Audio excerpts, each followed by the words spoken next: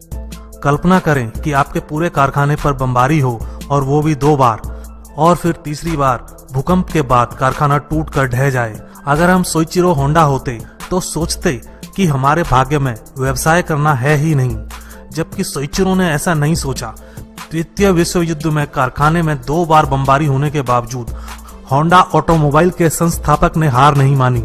इसके बाद सोइचिरो ने एक साइकिल बनाने के बारे में सोचा जिसमें एक छोटी सी मोटर लगी हो, और फिर स्कूटर को यूएस में निर्यात किया गया। यह बहुत बड़ा हिट था और फिर शुरू हुई एक उद्यमी की सफलता की कहानी जिसने कभी पीछे मुड़कर नहीं देखा। अपनी हैरी पॉटर सीरीज की किताबें प्रकाशित होने से पहले जे.के. रोलिंग खुद को असफल मानती थी। रोलिंग बेरोजगार थी, तलाकशुदा थी और कंगाल भी थी। रोलिंग का एक बच्चा था।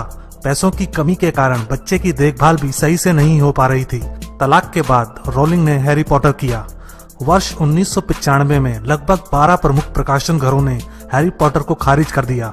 2 साल बाद ब्लूम्सबरी ने इसे लेने का फैसला किया और शेष इतिहास है। निर्देशक अनुराग कश्यप की पहली फिल्म 5 को सेंसर बोर्ड ने रिजेक्ट कर दिया और फिल्म कभी सिनेमाघरों तक नहीं पहुंची। उनकी अगली फिल्म ब्लैक फ्राइडे अपने विवादास्पद टॉपिक के कारण काफी देर से रिलीज हुई। उनकी तीसरी फिल्म नो स्मोकिंग नकारात्मक समीक्षाओं का शिकार हो गई और बॉक्स ऑफिस पर औंधे मुंह गिरी। फिर आई देव डी और गैंग्स ऑफ वासेपुर, जिसने कश्यप को एक कामयाब निर्देशक बनाया। कश्यप एक इंटरव्यू में भी बता चुके हैं कि वो सड़कों पर भी सो चुके हैं क्योंकि कमरे के किराए के लिए उनके पास पैसा नहीं था। मनोज भार्गव, जो कि यूएस में एक अरबपति बिजनेसमैन हैं, 30 साल की उम्र तक एक टैक्सी ड्राइवर थे। अपने परिवार का पालन पोषण करने के लिए कॉलेज छोड़कर वे टैक्सी चलाने लगे। इसके बाद वे भारत गए और एक आश्रम में एक भिक्षु बन गए। आश्रम में 1 दशक से अधिक समय के बाद वे स्थायी रूप से यूएस वापस चले गए और फिर एनर्जी ड्रिंक्स के बाजार में उतरकर अपना जीवन बदलने का फैसला किया। ये मत भूलिए कि एप्पल के को फाउंडर को अपनी ही कंपनी से निकाल दिया गया था।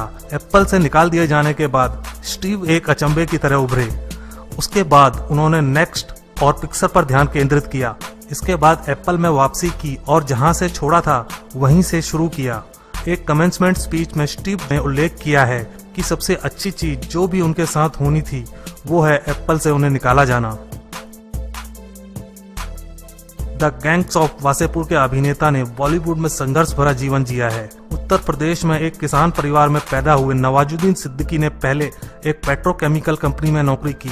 यूपी से दिल्ली आए तो गुजारा चलाने के लिए वॉचमैन की नौकरी की। उन्होंने फिल्म सरफरोश में अपनी पहली छोटी भूमिका निभाई। उसके बाद कास्टिंग डायरेक्टरों के ऑफिस के चक्कर लगाते रहे ताकि किसी की नजर उन पर पड़े। पीपली लाइव में एक रिपोर्टर के रूप में देखे जाने के बाद उन्हें बड़ा ब्रेक मिला।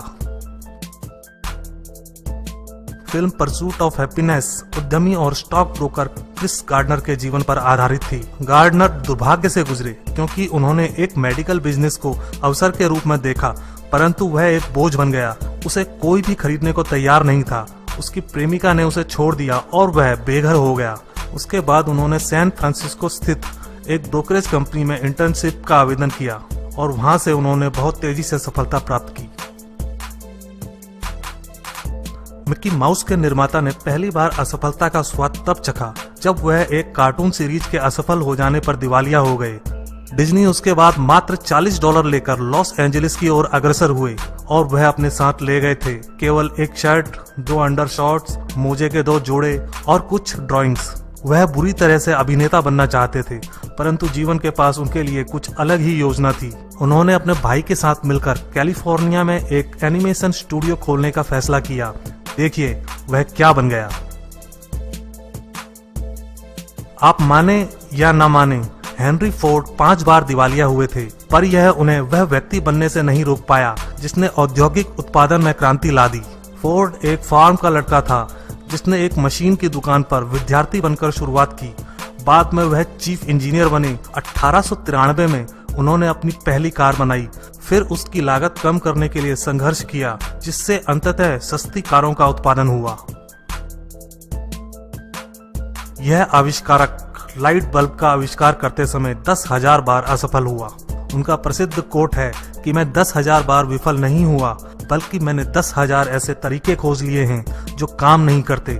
जब मैंने उन तरीकों को समाप्त कर दिया है जो काम नहीं करते, तो मुझे वह तरीका मिलेगा जो काम करेगा। जब आइंस्टीन युवा थे तो उनके माता पिता को लगता था कि वे मंदबुद्धि हैं। स्कूल में उनके मार्क्स इतने खराब थे कि एक टीचर ने उनको पढ़ाई छोड़ देने की सलाह देते हुए कहा था, तुम कभी भी कुछ भी नहीं कर पाओगे, तुम मूल्यहीन हो। यहाँ तक कि उन्होंने 4 वर्ष की उम्र में बोलना सीखा और 7 वर्ष की उम्र से पहले तो वो पढ़ भी नहीं पाते थे। आज हम उनको 20वीं सदी के महानतम वैज्ञानिकों में से एक मानते हैं। फिजिक्स के क्षेत्र में उनके योगदानों के लिए उन्हें 1921 में नोबेल पुरस्कार से नवाजा गया। संभवतः असफलताओं में कभी निराश न होने तथा दृढ़ता न खोने वालों में सबसे बड़ा नाम अब्राहम लिंकन का है। गरीबी में जन्मे लिंकन ने जिंदगी भर कई मुसीबतों और असफलताओं का सामना किया। वे कई बार हार मान सकते थे, लेकिन उन्होंने ऐसा नहीं किया। उन्होंने ऐसा नहीं किया इसीलिए वे अमेरिका के इतिहास में सबसे महान राष्ट्रपति बन पाए। उससे पहले उनकी असफलता का यह रिकॉर्ड था।